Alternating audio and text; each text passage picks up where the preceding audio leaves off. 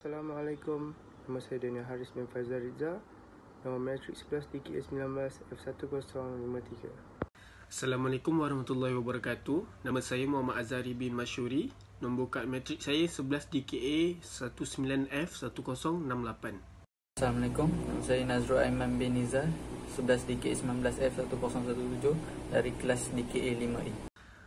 Okey, isi kandungan penerangan tentang projek yang sedang dijalankan, penyertaan masalah, objektif, skop, metodologi dan kesimpulan. Okey, penerangan tentang projek yang sedang dijalankan. Projek kami adalah menghasilkan sebuah produk iaitu sensor kebocoran. Tujuan projek ini adalah untuk mengesan kebocoran paip bersaiz 9.4 cm dengan cara memasang sensor kebocoran pada pengepit paip di kawasan paip yang bocor. Okey, contohnya kami akan memasang sensor kebocoran pada pengepit paip yang dipasangkan pada paip yang mengalami kebocoran. Okey, sensor kebocoran ini berfokus pada paip tangki rumah. Contohnya kami akan memfokuskan pada kebocoran paip tangki rumah. Okey, produk ini digunakan apabila paip mengalami kebocoran.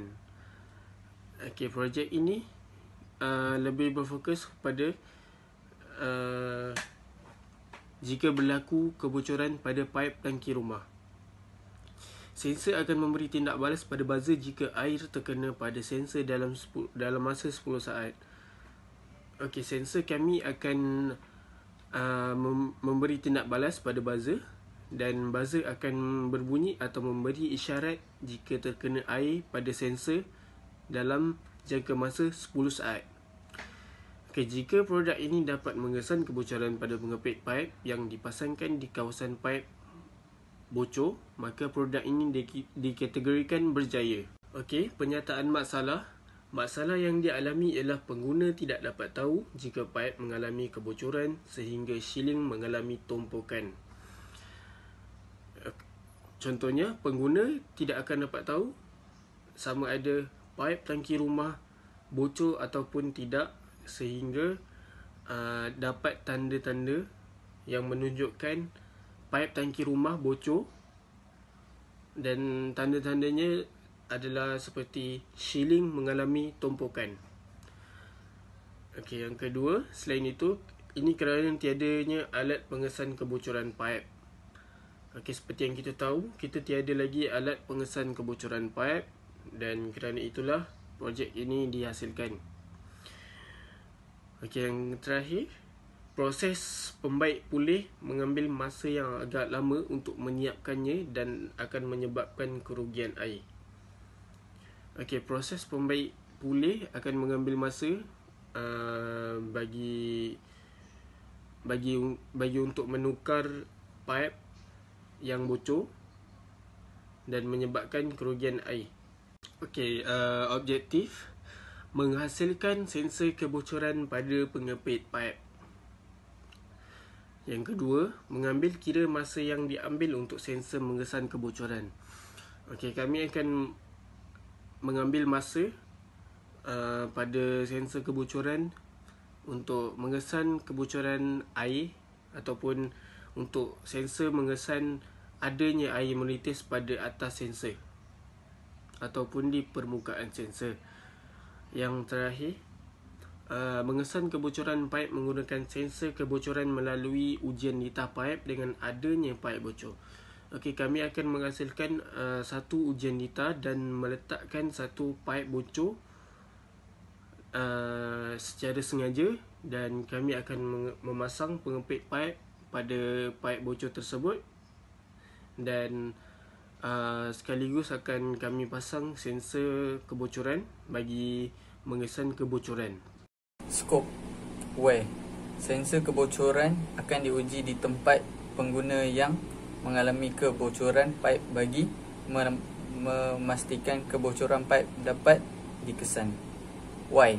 Sekiranya sensor kebocoran diselenggara dengan baik dan sistematik, sebarang masalah yang berlaku yang berkaitan tentang kebocoran paip tidak perlu dirisaukan kerana jika berlaku kebocoran pada pipe, maka kebocoran tersebut dapat dikesan lebih cepat. How? Kami menyelenggara produk ini dengan sistematik supaya menghasilkan produk yang lebih berkualiti dan efektif.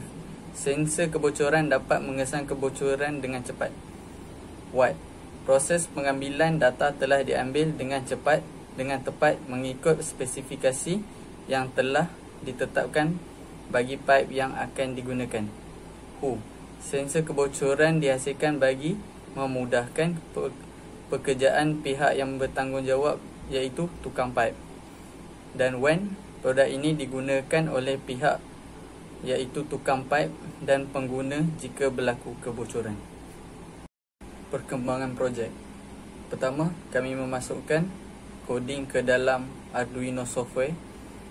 Dan kedua, proses pemasangan Arduino.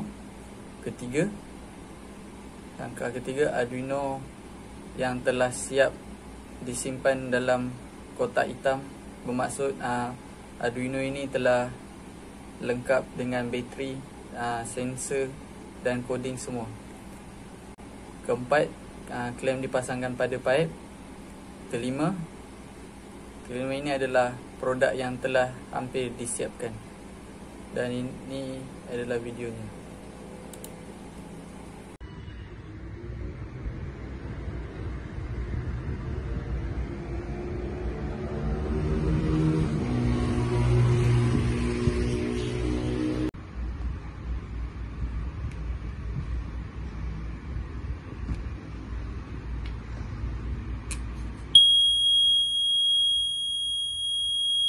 Seterusnya, project cost. Alatan yang kami guna ialah water sensor module yang berharga RM15.90. Seterusnya, jumper Arduino RM8. Seterusnya, perintang 0.25 watt yang berharga RM10.20. Seterusnya, breadboard RM8. Arduino Uno R3 yang berharga RM38. Seterusnya, pipe clamp 9.4 cm yang berharga RM40. Seterusnya, buzzer yang berharga RM4.50 yang total kesemuanya adalah total cost projek kami ialah RM164.60. Seterusnya merupakan charter gun. Dia merupakan minggu kami menyiapkan tempoh projek. Akhir sekali ialah kesimpulannya, produk yang kami hasilkan adalah bagi mengatasi masalah kebocoran pada pipe yang sama, kerana dengan adanya sensor yang mengesan dan memberi isyarat kebocoran pipe kepada pengguna. Antara cabaran yang kami hadapi ketika menjalankan projek ini adalah masalah komunikasi, kerana pada peringkat awal projek ini dijalankan secara online dan kami agak sukar untuk berkomunikasi kerana masalah internet yang tidak stabil. Itu saja, terima kasih.